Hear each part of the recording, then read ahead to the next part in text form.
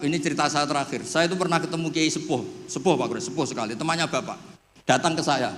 Agak kacau betul ini. Mentang-mentang temannya Bapak sama saya itu nggak bosok. Saya tetap cium tangan untuk temannya Bapak. Pas rame-ramenya MUI ngaramkan rokok itu. Gus, saya ini mau tanya jenengan. Kalau jenengan jawab haram tak lawan. Waduh. Kalau jawab haram tak lawan katanya. Kalau jawab halal tak ikuti katanya.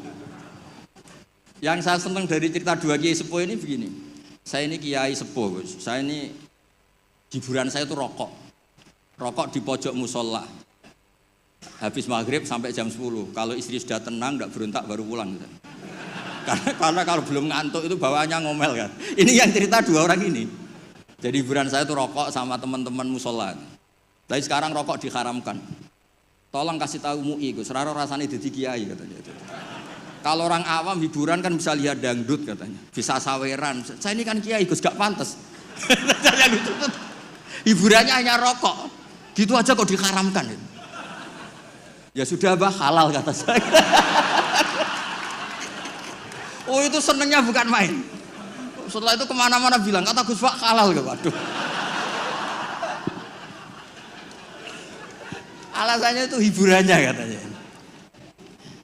Jadi saya semenjak jadi kiai itu ya sering dapat orderan fikih itu.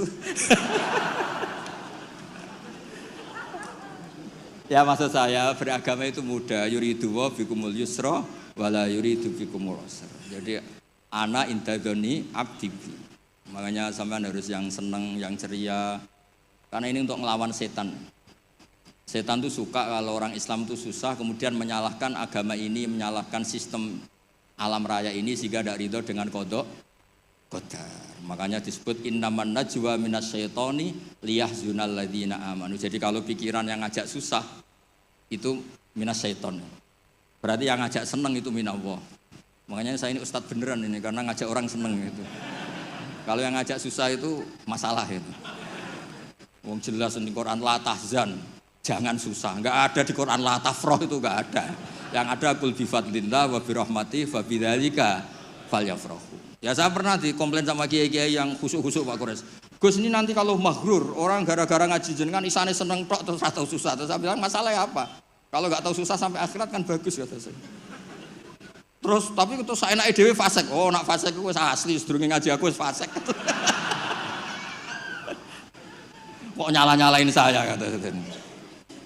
Nah ini penting ya supaya jenengan itu beragama itu rileks nyaman karena Allah itu suka sekali menghitung nikmatnya itu suka.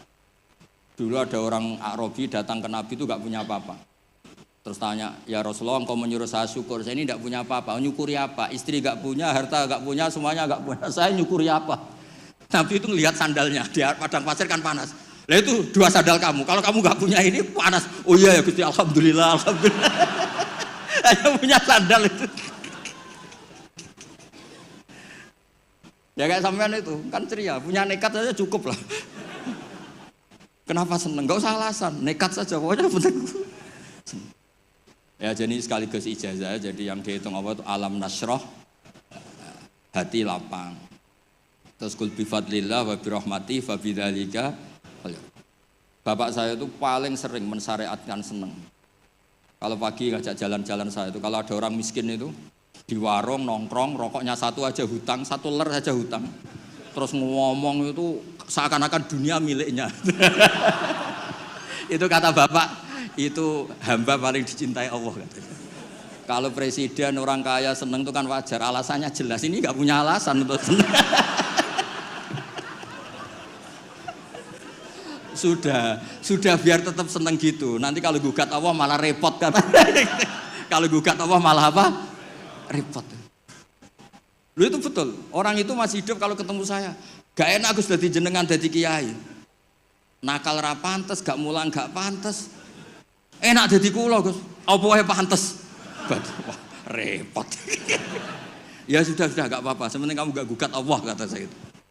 Karena tadi ketika orang-orang miskin dikelola nyuwun sewu orang yang tidak bertuhan, ini terus malah yang digugat Allah Subhanahu wa ta'ala. Makanya Sayyidina Umar dari sekian sanad, ini biar kita sepak kures. Dari sekian sanad yang saya terima dari guru-guru saya, dari Mbah Mun, dari itu, Sayyidina Umar itu punya riwayat dari Rasulullah itu unik. Innallaha kallafani an asrifa an hudu'a. Ya saya ulang lagi. Innallaha kallafani an asrifa an hudu'a. Allah itu memaksa saya supaya apa-apa itu enggak melibatkan Allah.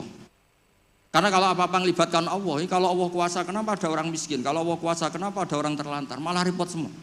Orang dilatih Islam menyalahkan dirinya sendiri. Rabbana dzolamna anfusana. Makanya Umar terus pidato, jika ada orang yang tidak makmur ketika saya jadi khalifah, salahkan Umar, jangan nyalahkan Allah. Anda punya pemimpin yang tidak becus. Kalau Sayyidina Ali mirip cuma agak kacau. Diskusinya agak kacau. Tapi kacau ilmiah tetap bagus. Ada orang ngelapor, ya Ali, ketika kita dipimpin Umar, dipimpin Abu Bakar, Umar baik. Kenapa setelah engkau pimpin kacau? Konflik, kata Ali. Ketika Abu Bakar Umar mimpin, itu rakyatnya baik-baik kayak saya. Pas saya mimpin, rakyatnya kayak kamu.